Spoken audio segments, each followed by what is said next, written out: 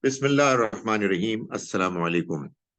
Um, we are going to do the 14th session of the summarized version of the Quran uh, during this holy month of Ramadan, the month in which the Quran was revealed. It began to be revealed.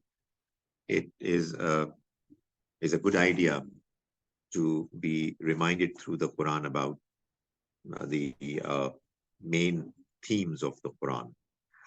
We did yesterday up to Surah Yusuf. We completed Surah Yusuf. Today we're going to start with Surah Ar-Rad, Surah number 13. Surah Ar-Rad is the partner surah of Surah Yusuf. And the two surahs are talking about essentially the same theme as the consequence of the message that was put across by the Messenger of Allah, may Allah's mercy be on him. The ultimate success of this message and the followers was decided by the Almighty as given, and those who rejected the message were to be punished. In both these surahs, Surah Yusuf and Surah Rad, what we have seen is that we saw it in Surah Yusuf and we'll see it in Surah Rad, that it has been clearly mentioned. The only difference is that in case of Surah Yusuf, it was mentioned through the history, the story of Yusuf alayhi salam. In this surah, the same theme of the success of the Prophet and his followers is mentioned through the examples of natural phenomena. We begin with the very first verse of the surah, which is Alif Lam Mim Ra. These are disjointed letters. They are not read together to form a word.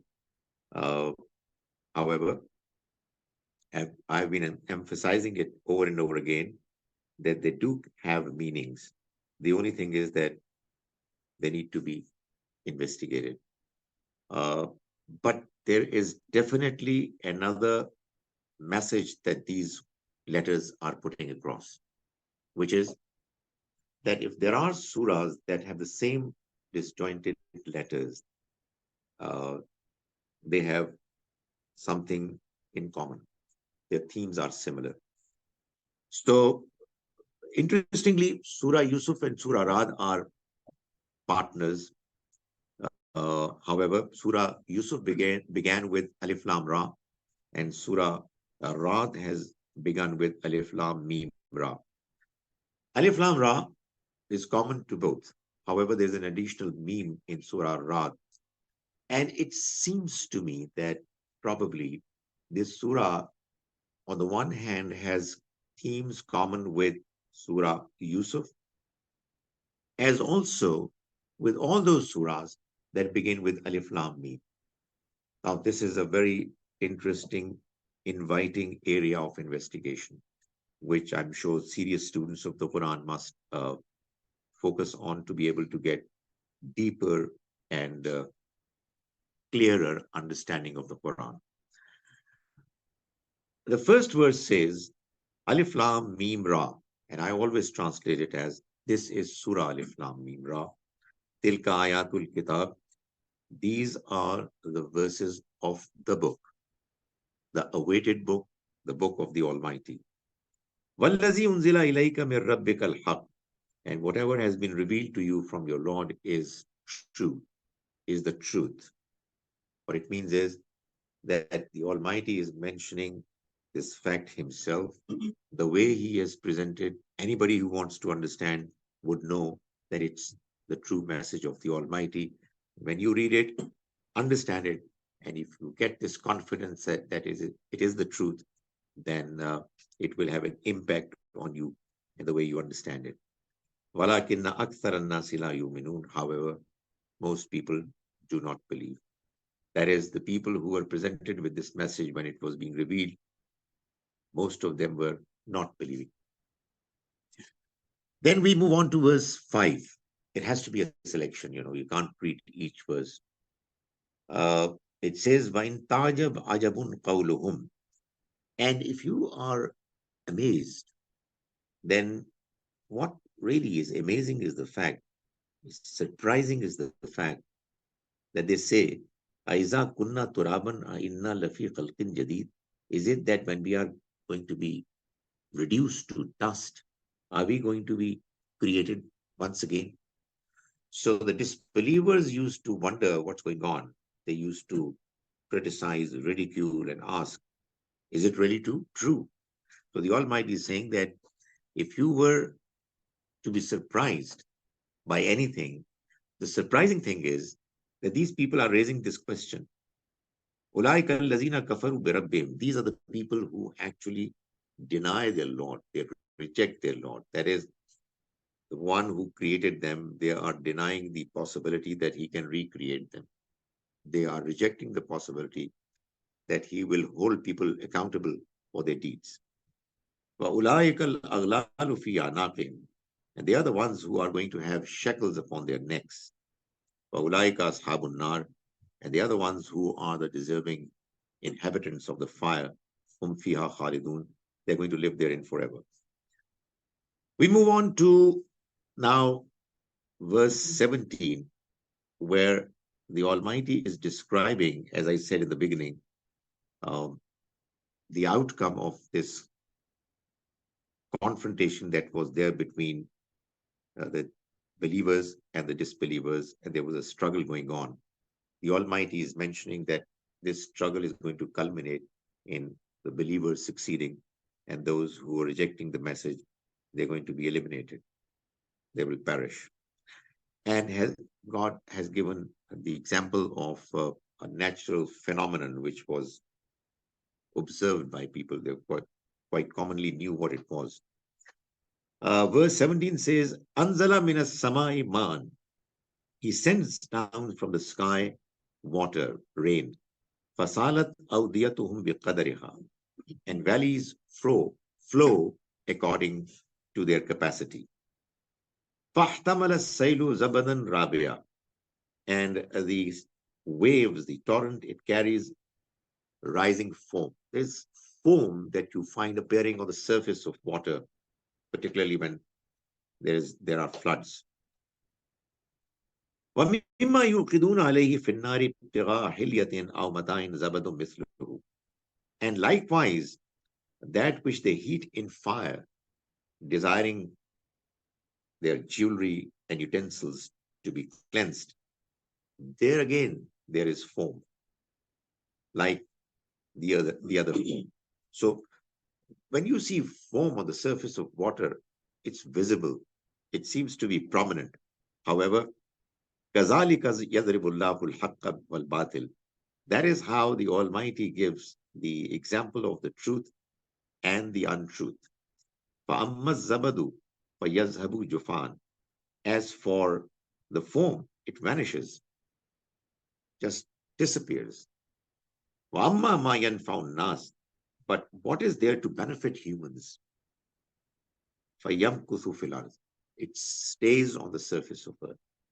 So the idea is that what is useful stays, and what is meant only for a temporary reason, which has no purpose, it appears, and it appears very prominent to begin with, but then it disappears in no time.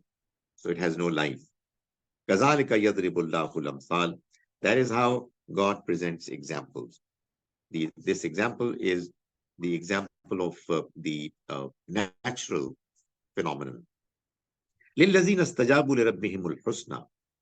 Those who respond to the message of their Lord, they will have a good reward. وَالَّذِينَ لَمْ يَسْتَجِيبُوا لَهُ. And those who do not accept the message, لَوْ أَنَّ لَهُمْ مَا فِي الْأَرْضِ جَمِيعًا وَمِثْلَهُ مَعَهُ لَافْتَدَوْا بِهِ. Even if they will have whatever is there on the earth, all wealth and treasures, they will spend to get themselves rescued, but they are not going to be rescued. أُولَٰئِكَ لَهُمْ سُوءُ الْحِسَابِ. They will have an accountability and a result which is going to be evil, bad for them. وَمَأْوَاهُمْ جَهَنَّمْ. And their refuge is going to be hell. وَبِئْسَ الْمِهَادُ. And it's a It's an evil, it's a wretched place to go. Then the Almighty mentions in verse 23 the blessings of the paradise. And amongst the blessings that the Almighty mentions, there is this account which says, Jannatu adni yadkhulunaha. They're going to enter the paradise of eternity. وَمَنْ صَلَحَ مِنْ آبَائِهِمْ وَأَزْوَاجِهِمْ وَذُرِّيَّاتِهِمْ. And not only them, but those who will be eligible to enter amongst their elders, forefathers, their partners, their children, they'll also enter with them. وَالْمَلَائِكَةُ يَدْخُلُونَ عَلَيْهِمْ مِنْ كُلِّ بَابٍ. And angels will enter upon them from every gate. This is one of the most amazing promises that the Almighty has made to people who will enter the paradise. They have been informed that, the relative that they have here and they lose them, they're going to come together and they'll live forever as families, which is honestly a news we need to rejoice to understand. When we understand it, and should share with others, because this life, it really is gloomy when you look at the prospects of losing the people who are close to you. We stay together for a while, we have good relations, but then, people pass away. And the end result is that you find that it really is something which is temporary as far as relations are concerned. The Almighty promises that if you perform well in this life, in the domain of faith and good deeds, and your close ones too, then you will come together in the paradise to live there forever. The Quran goes on to mention in verse 27 that 28 that the message of the Almighty, if you understand it and you remember Him, it is the only thing, the only source that can give you contentment and satisfaction. الَّذِينَ آمَنُوا وَتَطْمَئِنُّ قُلُوبُهُم بِذِكْرِ اللَّهِ. Those who believe and whose hearts are content with remembrance of God. Allah بِذِكْرِ اللَّهِ تَطْمَئِنُّ الْقُلُوبُ. Be absolutely sure that it's through remembering God that hearts get contentment. Why? Because, you are dissatisfied. You've got discontentment in your heart because things are not working out, in a way that you feel fully satisfied. There are problems in this life. The way this life moves on, there are difficulties in understanding, in adjusting to the difficulties, to the challenges, to the tragedies. So when you understand the Almighty scheme completely, you, as a consequence of it, you get this satisfaction that now you understand everything and there's contentment in your heart. And it's only through God's message that you can get it. Finally, in this surah, in verse 41, what we find is that the Almighty is mentioning that these people of Quraysh should realize that despite their opposition, the land is getting narrowed down for them. The message of Islam is spreading across, and their days are numbered, their days of dominance. The Quran says, "Awalam yarau anna na'til arda nankusuha min atrafiha." Have they not seen that we have narrowed the land, reducing it from its borders? That is, more and more people are embracing Islam, and therefore the rule of Quraysh and their dominance is getting challenged. So don't they realize, is it not about time that they should believe and accept the truth? After Surah Rad, we have this pair of Surah Ibrahim and Al-Hijr. These two surahs, like has been the scheme in the Quran all along, are also a pair. I mentioned earlier that the Quran has amongst its 114 surahs, 108 surahs, they form 54 pairs. So It is in itself a very fascinating area of investigation that when you read two surahs together, you find commonalities in them. And when you do it yourself, discover those commonalities, you get a sense of achievement. You get involved in understanding the surahs. I mean, I give you as a task, although it's a difficult task, read Surah Al-Baqarah and Surah Al-Imran, and you'll be lost. The kind of commonalities that there are there, uh, you know, a very large in number. And yet the two surahs are different from each other. They have their own themes, but they have common themes as well. Likewise, in Ibrahim and Al-Hijr, both surahs are actually talking about the fact that now that the message has been put across most effectively, the ultimate result that the message is promising or threatening is around the corner.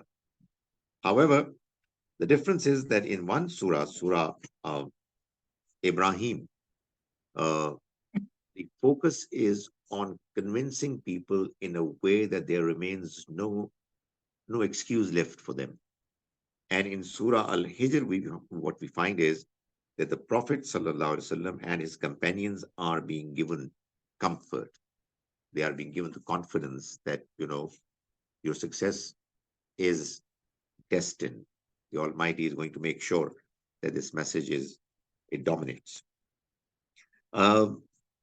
Surah Ibrahim begins with Alif Lam Ra, and likewise does Surah Al-Hijr. So we start Surah Al-Ibrahim, says Alif Lam Ra. As I said, I would translate it as, this is Surah Alif Lam Ra. Kitabun anzalnahu ilayk. This is a book that we have revealed to you, O Prophet, لِتُخْرِجَ النَّاسَ مِنَ الظُّلُمَاتِ إِلَى النُّورِ, so that you take out humankind from the darknesses of ignorance to the light of truth. بِإِذْنِ رَبِّهِمْ, by the permission, will of their Lord, إِلَى صِرَاطِ الْعَزِيزِ الْحَمِيدِ, towards the path of the one who is exalted, dominating, and praiseworthy. Then we move on to verse 7 of the surah, wherein the Almighty is mentioning a very important principle for all of us to keep note of. He says, وَإِسْتَعَذَّنَ رَبُّكُمْ, and remember when your Lord proclaimed, لَإِن شَكَرْتُمْ, if you're going to be grateful, لَأَزِيدَنَّكُمْ, I will most certainly increase you in favor. وَلَإِن كَفَرْتُمْ, however, if you are going to be ungrateful, in azabi lashadid, be absolutely sure that my punishment is severe. Verse 18 mentions that it was the message of the Almighty that was delivered to the people who rejected it. When you reject the Almighty's message, then your deeds are destroyed, they get wasted. Deeds means good deeds. All humans do good deeds. You cannot afford to live a life without good deeds. However, there are some whose good deeds are valued, preserved. There are others whose good deeds get destroyed. So those who are disbelievers, their good deeds get destroyed. So the Quran says, مَثَلُ الَّذِينَ كَفَرُوا بِرَبِّهِمْ أَعْمَالُهُم. The example of those who disbelieve in their Lord is that their deeds, كَرَمَادٍ اشْتَدَّتْ بِهِ الرِّيحُ, are like ashes which the wind blows, فِي يَوْمٍ عَاصِفٍ, blows away forcefully in a day, in a stormy day. لَا يَقْدِرُونَ مِمَّا كَسَبُوا, they will have no control over what they used to do. It will have no positive implication for them. ذَلِكَ هُوَ الضَّلَالُ الْبَعِيدُ, and this is an extreme error, extreme blunder, deviation. You see, unfortunately, because of not understanding verses like these, many Muslims have this opinion that whereas we Muslims, all our good deeds are going to be accepted by the Almighty, alhamdulillah, and these non-Muslims, their deeds are going to be destroyed. The Quran is actually mentioning something not exactly the same. The Quran is saying that those who disbelieve, their deeds are going to be destroyed. What it means is that if somebody is presented with a truth from the Almighty, it becomes clear, and the person, knowing that it's true, rejects it arrogantly. His good deeds are actually valueless. Because, if you do good deeds genuinely, it impacts your personality. That is one theme which you will find mentioned in the Quran over and over again, a theme which has quite often been ignored. If you are a genuinely good person, it is bound to impact your complete entire personality. It is not possible that if you are presented with a true message which is making sense and is convincing from the Almighty, that you would reject it. So, if there is somebody who has a shallow personality, is doing good deeds, well, because some good deeds are to be done. You can't live without them. But is doing deeds, acts which are really evil, and does it persistently, then those good deeds will count to nothing. It's not just rejecting the message of the Almighty. If somebody murders another person and doesn't repent, somebody deprives another person of his wealth, of his land, uh, for no justification, no matter whether he says his prayers, fasts, does Umrah, does Hajj, nothing would count. That's the principle that the Almighty has mentioned. And this particular verse is actually in accordance with that principle. Obviously, I mean, if a message from the Almighty comes to you, to a certain person, and he says from inside, talking to himself, I know it's true, but why should I accept it? I don't. So, this is arrogance. So, arrogance is what causes your deeds to be destroyed. And this is one example of arrogance. Okay, let's move on. On the day of judgment, the Almighty mentions in verse 22, there is going to be a exchange of statements between people who followed Shaitan, Satan, and Satan. The Quran says, وَقَالَ الشَّيْطَانُ لَمَّا قُضِيَ الْأَمْرُ. And Satan will say when matters will be concluded, decisions would be taken by people. He would say, Inna Allah wa'adakum wa'adal haq. Look, God promised you a promise that was true. وَوَعَدْتُكُمْ. And I also promised you something. فَأَخْلَفْتُكُمْ. And I betrayed you. I went against my promise. Shaitan promises you success of this life, brilliant results if you do certain evil things. So he said, I promised you, and I did not fulfill my promise. I betrayed. However, وَمَا كَانَ لِيَ عَلَيْكُمْ مِنْ سُلْطَانٍ. I did not have any authority over you, except إِلَّا أَنْ دَعَوْتُكُمْ, that I invited you, فَاسْتَجَبْتُمْ لِي, and you accepted my invitation. That is exactly what happens. Satan just whispers his evil thoughts in our minds, and we accept them. So we are never forced to accept them. It's our choice that we are exercising. فَلَا تَلُومُونِي وَلُومُوا أَنفُسَكُمْ. So look here, don't blame me. Blame yourself for what's happening. مَا أَنَا بِمُصْرِخِكُمْ وَمَا أَنْتُمْ بِمُصْرِخِيَّ. It's neither I who can come to your help, nor is it you who can come to you. You can't come to my aid. إِنِّي كَفَرْتُ بِمَا أَشْرَكْتُمُونِي مِنْ قَبْلِ. And I completely dissociate myself from the kind of polytheism, shirk that you are associating with me.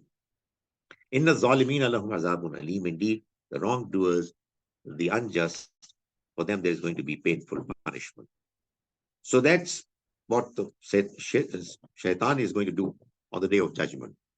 Then we move to verse 24, which essentially is mentioning the fact that if your belief is true and you understand it and you accepted it sincerely, something that we have talked about in detail in our pre-Ramadan sessions, then it will have an impact. The Quran says, Alam tara kayfa daraba Allahu mathalan kalimatan tayyibatan. Have you not considered how God presents the example of a good word? The good word is the word of the kalama, the faith, the belief that we have. It says, Asluha thabitun wa faruha fis sama. It's like a good tree whose root is firmly fixed, entrenched in the soil of faruha fis sama, and its branches are high in the sky. The idea is that if you truly believe properly, you're convinced, then not only that you are going to have a good feeling and feeling of contentment, your deeds, your personality is also going to be affected. So it is good all along. You are believing in something which is true, you are convinced about it, and the light that you're going to get as a consequence, the confidence you will get, is going to enable you to do good deeds. That's what a good kalima, a good understanding would do, which is the true faith. Then we move on to verse 37, verse 34 of Surah Ibrahim, wherein the Almighty mentions, after having counted for us a few of His blessings that He has bestowed upon us in enabling us to live the way we are living. You know, it's amazing that the kind of arrangements that the Almighty has made in order for this life to be possible, we don't normally consider them seriously. But if you look at them, they're numerous. So He says, وَآتَاكُم مِّن كُلِّ مَا سَأَلْتُمُوهُ. He gave you all that you asked of Him. And it's not necessary that we ask by praying to Him. You know, our needs asked for those supplies, those blessings to be there. And He gave you everything you asked for. وَإِن تَعُدُّوا نِعْمَةَ اللَّهِ لَا تُحْصُوهَا. And if you try to count the blessings of the Almighty, you will not be able to enumerate, to be able to do justice with the count. Innal insana lazalumun kafar. Indeed, man is unjust, ungrateful. So we are not grateful to our Creator, and we do not perform the way He expects us to perform in this life. Then we move on to verse 37 of the surah, which talks about the mission that Ibrahim alayhi salam was entrusted when he accompanied his son, came to Mecca, and they constructed the house of Allah. So Ibrahim alayhi salam, after having done that, he prayed to the Almighty, Rabbana inni askantu min zurriyati biwadin ghairi zi zar'in inda baytikal muharram. Oh my Lord, I have settled my progeny, my descendant, in an uncultivated valley, a barren valley, in the Baitikal Muharram, near your sacred house. That's what the purpose is, that my son is going to serve this house. Rabbana li yuqimus salat.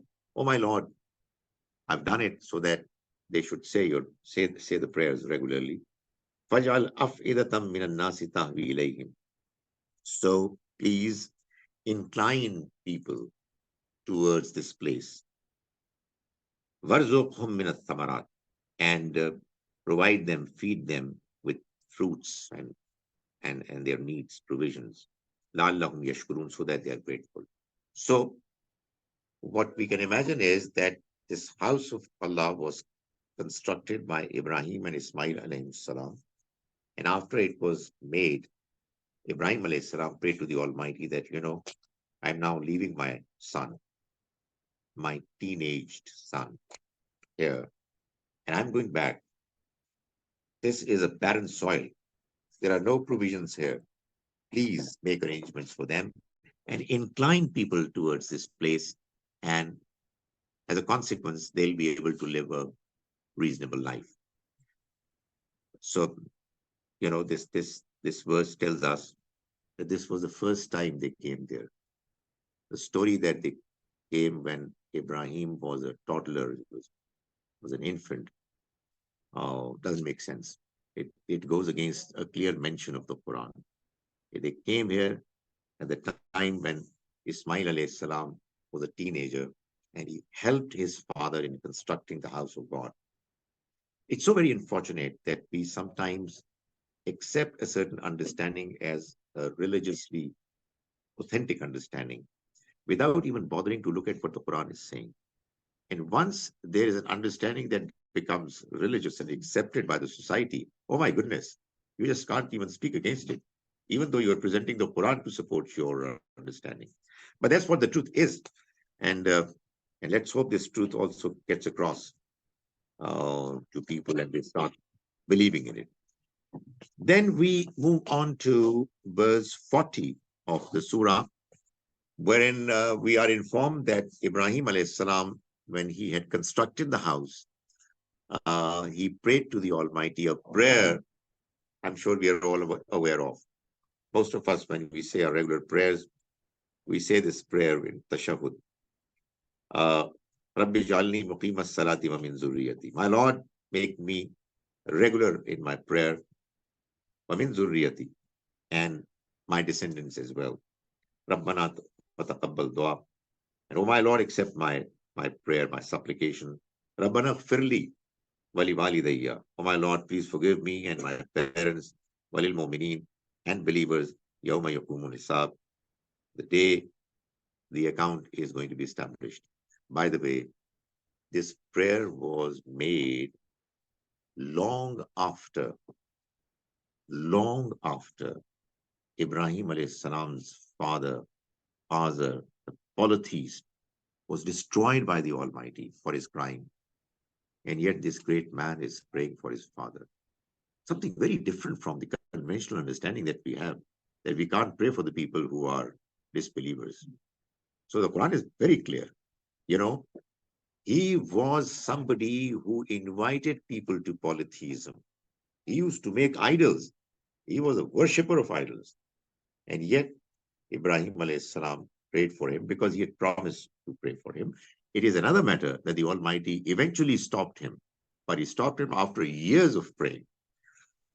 What I'm saying is let's read the Quran carefully and let's base our religious understanding on the Quran more than any other source. Then the Almighty informs us in verse 48, um, it answers a question. You know, the reading of the Quran is useful in many ways. One of the ways it's very effective is that sometimes you come across questions which are you know difficult to answer, uh, problematic. One such question was raised, or have been raised by has been raised by many philosophers and intellectuals who are against religion and the understanding that this life has a purpose. So the question is that, I mean, if God is wise, intelligent, and He has created this life for some purpose, is meaning. I mean, what kind of purpose this life has?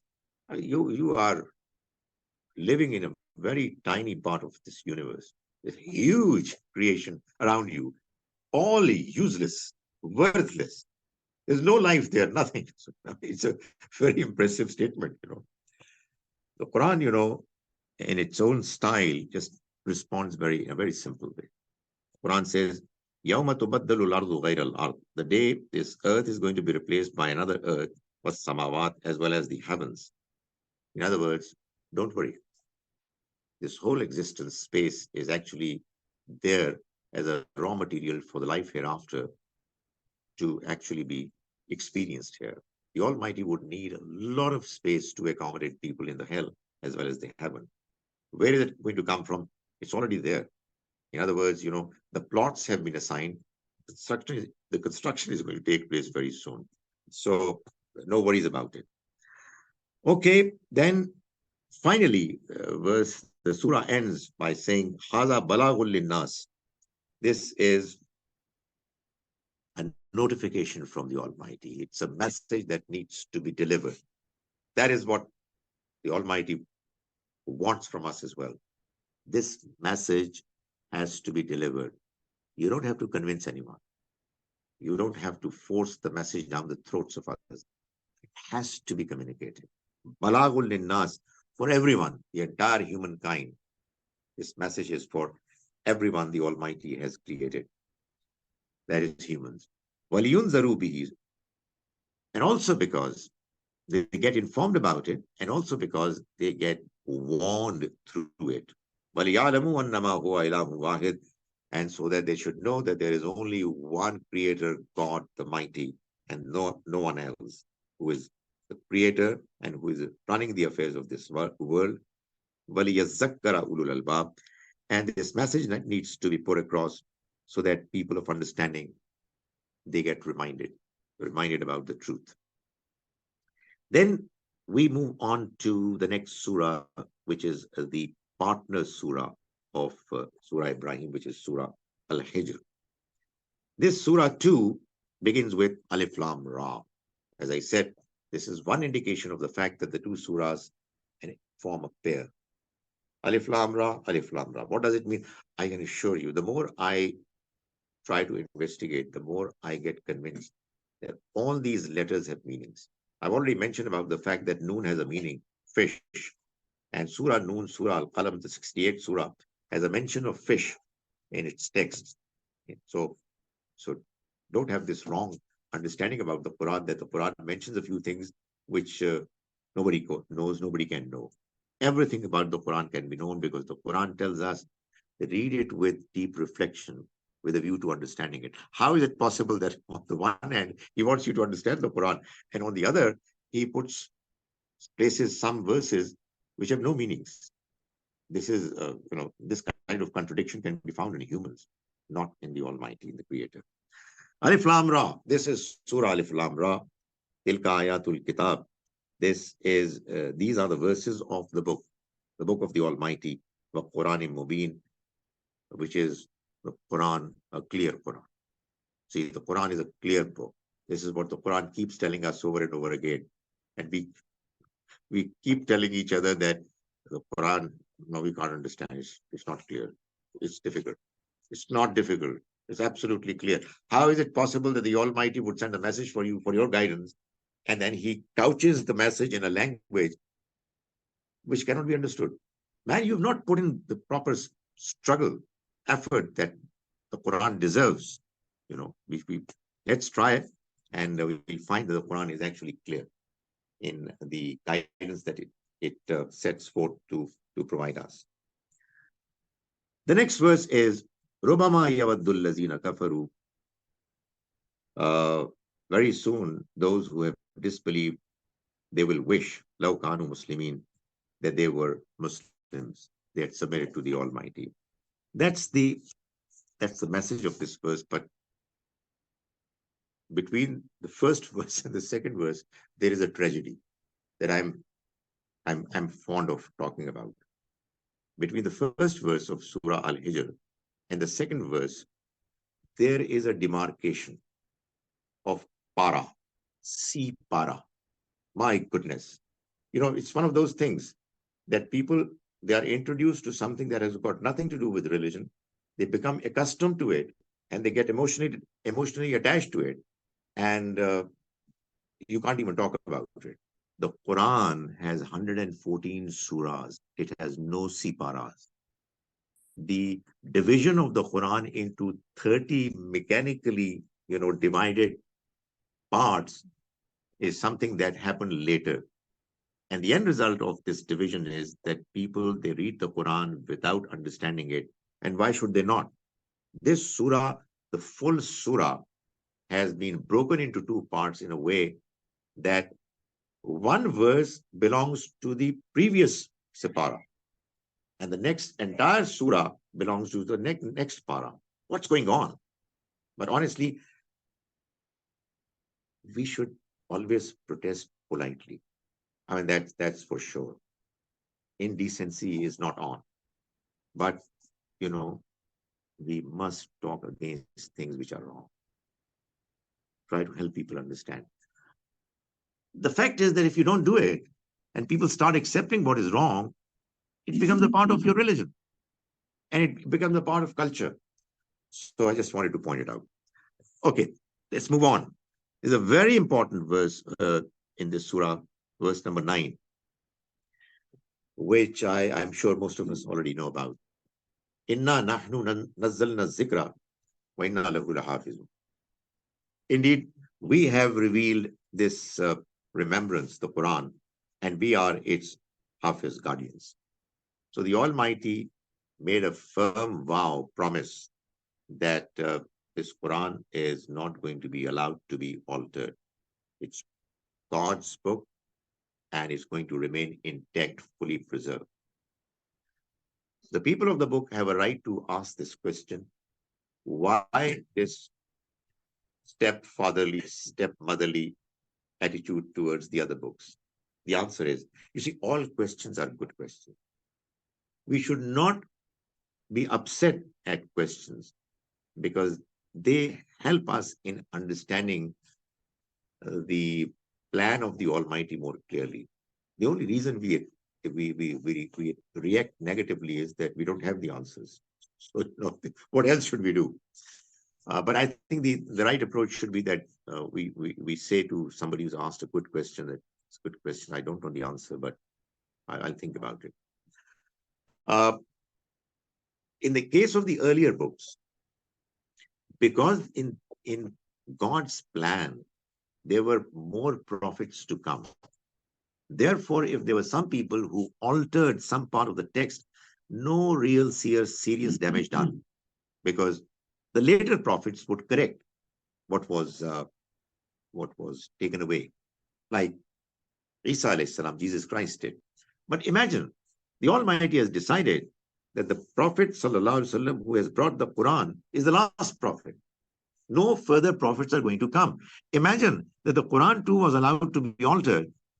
There would be no way a seeker after truth would have ever be able to see what the truth is. So the Quran had to be fully preserved. So that's a very important verse in the Quran, in Surah Al-Hijr. The Almighty mentions in verse 21, وَإِن مِّن شَيْءٍ إِلَّا عِندَنَا خَزَائِنُهُ. And there's nothing but in this world that we have its reservoirs with us in abundance. However, وَمَا نُنَزِّلُهُ إِلَّا بِقَدْرٍ مَعْلُومٍ. We send down according to a known measure.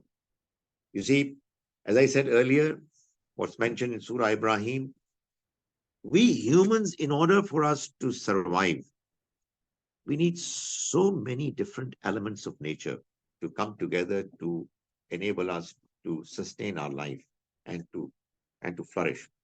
And lo and behold, all that we need is available. And the Almighty is saying here that it's available in abundance.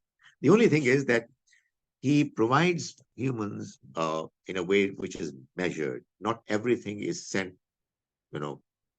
all in completely in one go. Then we move on to verse 33 of Surah Al-Hijr, wherein the Almighty informs us about the story that has been mentioned in the Quran 7 times, the story of Adam and Iblis. The Almighty asked Iblis, Satan, to prostrate before Adam, and he refused. Why? I'm not going to prostrate to a human whom you created out of clay from an altered black mud. The starting point of human creation was actually this smelly, altered black mud. There was an evolution. I'll talk about it when we'll reach Surah Sajda. So Satan mentioned about it, and he said that, elsewhere it's mentioned that you created me out of fire, and you created him from this mud. Why should I bow down before him? So, in other words, he was arrogant. And this arrogance of him led him to not accept the truth that was revealed by the Almighty, and was the expectation from him to bow down before Adam. We move on to verse 49 of this surah, where we find that the Almighty is mentioning, Nabbi ibadi anni ana al-ghafur rahim. O Prophet, tell my servants that I am forgiving, merciful. One, I am azabi, wal azabul alim, and that my punishment is a painful punishment. So, one has to look at the Almighty and understand Him in totality. There has to be a balanced approach. Indeed, He is forgiving, merciful. His mercy is one attribute that dominates over all others. However, it doesn't really mean that He allows people to go on doing criminal acts, going against His expectations with impunity, and He would do nothing. No, He is the one who, when He comes to punishing, His punishment is also severe. And then goes on to say, وَنَبِّئْهُمْ عَنْ ضَيْفِ Ibrahim, and inform them about the guests of Abraham. Ibrahim's guests were the angels who came with two different missions. The one mission was a mission of mercy, to inform Ibrahim and his wife, Sarah, that they're going to get a child, even though they were very old.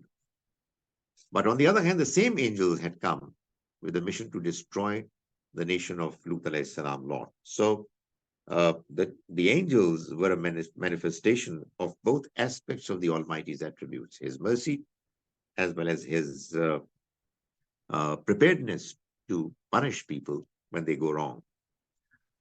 In verse 85, the Almighty says that this creation is a purposeful creation. We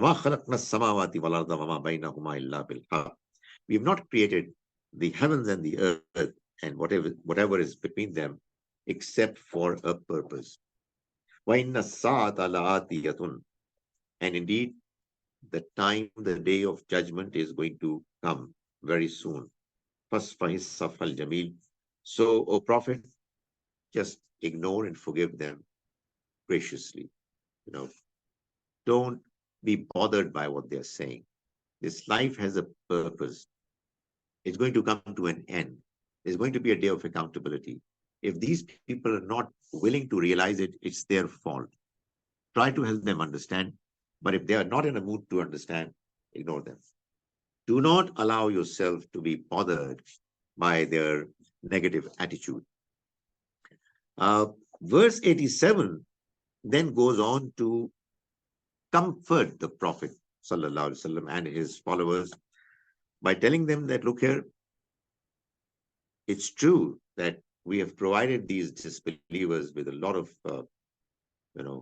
worldly success, wealth, and possessions, and they are deeply engrossed, obsessed with it. But look at what the Almighty has given you, and value it and rejoice. وَلَقَدْ آتَيْنَاكَ سَبْعًا مِنَ الْمَثَانِي وَالْقُرْآنِ الْعَظِيمِ.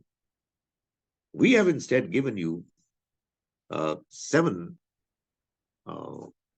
groups that have pairs in them.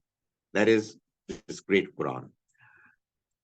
This is one indication from the Almighty that the Quran that we have today with us has 7 surah groups, as I've been explaining those groups.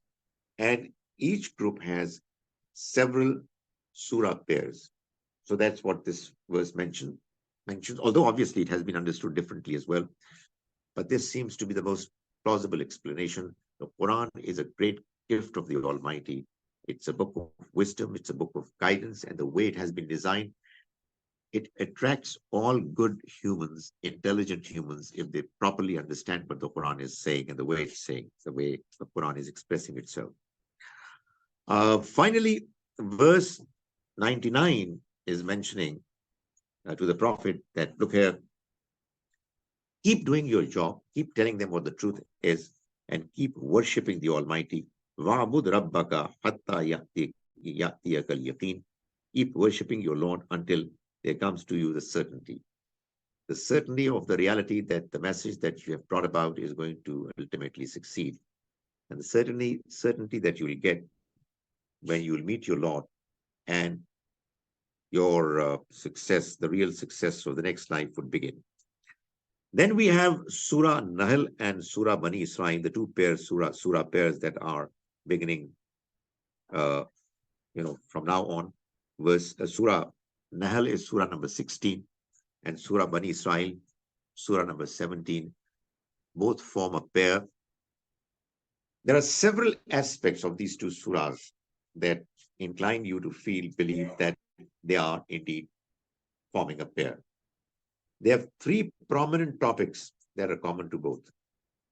A, the topic regarding the migration of the Prophet and the companions. It's talked about in both surahs. The subject of the principles of morality that are mentioned in both surahs. In Surah An-Nahl in brief, in Surah Bani Israel in detail. And the topic that the Jews, even when the Muslims were in Mecca, it started playing a role, a negative role. So they have been talked about in both surahs. So, as I said, when two surahs come together and they are partnering each other, there are many features that will lead you to believe that that's what the truth is. And you know what? Uh, yeah, you do have this question in mind. Why did not the Almighty announce it himself? I can tell you that God had this approach of not informing you about everything clearly, openly, so that some of the treasures that He has designed to be there hidden for you to discover, when you discover them, you really feel great about it. You know, you have a sense of achievement. Uh, you have the confidence that there is much more in store for you to discover. So that's the style, the arrangement of the Almighty. Some of the aspects of the Quran and its brilliance, they are mentioned. Some others, I have a feeling many others, most others are hidden for the uh, researcher, the one looking for the truth to discover. So, Surah An-Nahl is the one that I can start right now. Uh, the fact of the matter is that the Almighty has mentioned about His blessings in the Quran over and over again.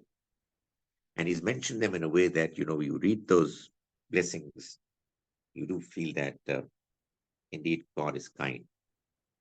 He is the one who has enabled us to live this life comfortably. But I can tell you, I mean, it's my understanding. I can be wrong. You can have another understanding, different understanding. The kind of mention of the Almighty's blessings that you find in Surah An-Nahl, you know, I've not found them elsewhere. It's the most eloquent in describing the blessings of the Almighty. So we begin with this surah, Surah An-Nahl, which is the 16th surah of the Quran. And it says, Ata amrullahi fala tastajilu. The decision of the Almighty has arrived. It's just around the corner. So don't be in a haste about it. That is, patiently wait for it. You see, the trouble is with humans that they know that the sun that they can see bright blazing above their head in a matter of hours is going to set. But they don't look forward to it. They don't want to think about it. I mean, it's given that it's going to go, it's going to disappear. Likewise, the hour is going to come, but you know, the blazing life, the glorious, the attractive life is just, you know, kind of make people so deeply engrossed in it that they forget about it. So it's going to come. Subhanahu wa ta'ala. He is free from all weaknesses and is exalted. Amma yushrikun, from what they are associating with him. That's how the surah begins. And then what we find is that in verse 9, the Almighty is mentioning that وَعَلَى اللَّهِ قَصْدُ السَّبِيلِ, and it is upon God that the right way leads to. It's towards God that qasdu sabil, the right path, leads you to. What it means is that if you know in your conscience and you're using your intellect properly, and you think that you are moving on the right track, you're bound to find God. He assures you. So remain intellectually honest and morally upright, and be sure that you will find God. He's going to He's going to come to tell you that you're okay, you're successful. However, waminha jaya, there are paths that are deviating. There are distractions. So you are treading the right path, but there are attractions that are threatening to take you away. So be careful. Walau Shah, had he willed, had Allah willed, lahadakum ajmain, he would have guided you all. But that is what he did not will. Why? He says, I did not. Well, why? Because obviously, had he decided to guide everyone, then he should have decided another thing. Accompanying decision should have been taken, that he would have taken away from all of us our freedom, our ability to think independently. But he didn't want that to happen, because that would have taken away the purpose. The purpose is for each human to go through the trial of this life and to prove to the Almighty that he or she is eligible for the paradise. How could it have been done without freedom, without free will? So, had God wanted, he could have guided everybody, but that would have been purposeless. It would have been a forced guidance, which really is besides the point. So that's what the Quran keeps saying, that that's not what the Almighty wants. Then in verse 18, we find the Almighty is talking about his blessings. As I said earlier, they are mentioned in this surah more than any other surah, and says the same thing that we have read before. وَإِن تَعُدُّوا نِعْمَةَ اللَّهِ لَا تُحْصُوهَا. And if you count the favors of the Almighty, you can't do justice with it. You can't enumerate them. Inna Allah la ghafurur rahim. Indeed, God is forgiving, merciful. The reason why he's saying it is forgiving and merciful. He's giving you blessings after blessings, despite your performance. You're ungrateful. You are not doing morally well, and yet he continues to be kind to you. So that's what he keeps saying.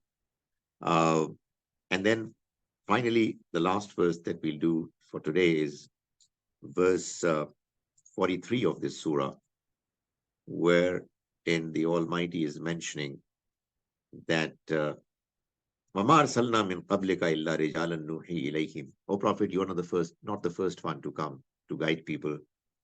We've sent before you many men. We gave wahi to them. فَاسْأَلُوا أَهْلَ الذِّكْرِ إِن كُنْتُمْ لَا تَعْلَمُونَ.